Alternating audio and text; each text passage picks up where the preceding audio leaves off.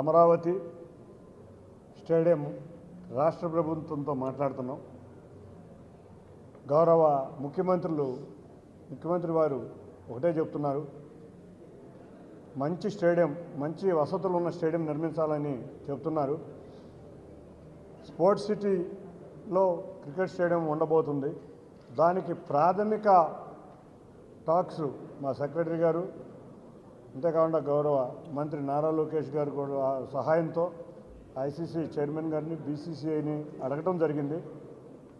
త్వరలో మనకి స్థలం రాగానే, ఆంధ్ర క్రికెట్ అసోసియేషన్కి స్థలం రాగానే దాని మీద నిర్ణయం జరుగుతుంది. కాకపోతే ఇన్ ప్రిన్సిపల్గా బీసీసీఐ వారు అంగీకరించడం జరిగింది. కానీ ఒక్కసారి మొత్తం స్థలం వచ్చినాక మనకి ఇక్కడ మంచి స్టేడియం ఈ ప్రాంతంలో రాబోతుంది, అమరావతి మన రాజధాని ప్రాంతంలో రాబోతుందని మీ అందరికీ తెలియజేసుకుంటున్నాను.